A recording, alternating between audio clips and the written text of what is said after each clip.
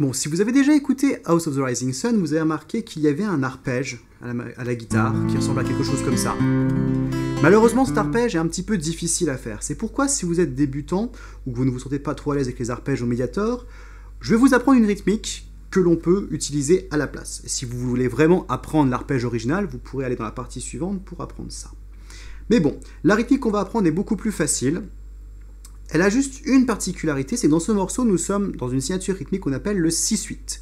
C'est-à-dire qu'en gros, pour simplifier les choses, on a 6 temps par mesure. Au lieu de compter 1, 2, 3, 4, on va du coup compter 1, 2, 3, 4, 5, 6, 1, 2, 3, 4, etc.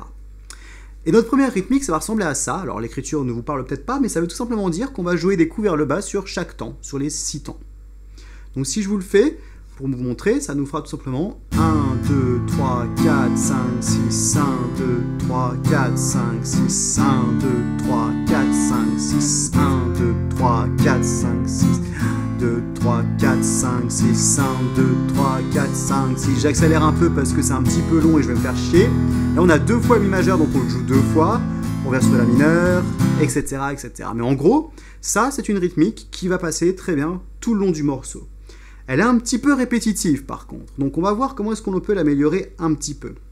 Déjà on peut mettre des accents sur le premier et le quatrième temps. Je l'ai fait un petit peu naturellement. On va vraiment accentuer en faisant 1, 2, 3, 4, 5, 6, 1, 2, 3, 4, 5, 6, 1, 2, 3, 4, 5, 6. On a juste à jouer plus fort le temps 1 et le temps 4. C'est tout. Ça donne un petit côté valse d'ailleurs, puisque justement la valse est basée sur des coupages comme ça en 3 temps. On va avoir 1, 2, 3, 4, 5, 6, 1, 2, 3, 4, 5, 6. On retrouve ce côté ternaire, donc ce qu'on appelle en musique, qui est typique des valses.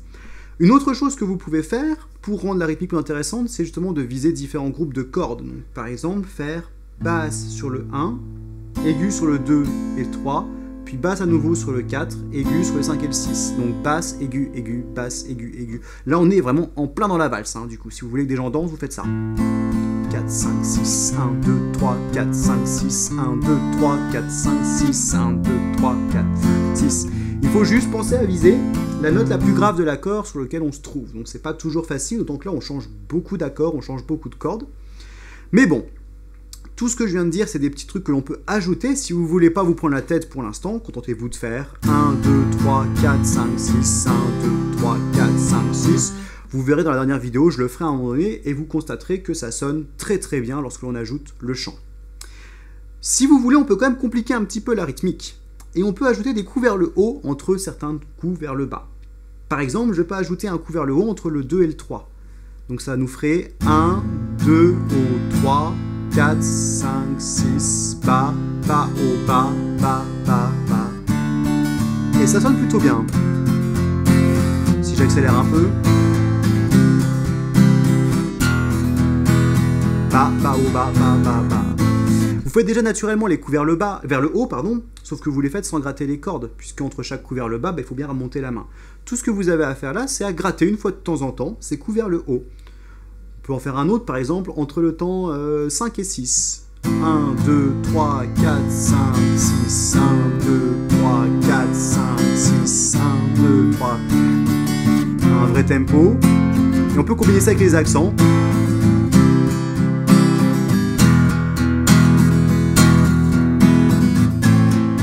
Et on peut rajouter d'autres coups vers le haut un peu quand on veut. Donc voilà comment faire une rythmique simple à la base, 6 coups vers le bas, et comment l'édulcorer un petit peu avec des accents, des groupes de cordes à viser, et des coups vers le haut que l'on peut rajouter un peu comme on veut quand on veut.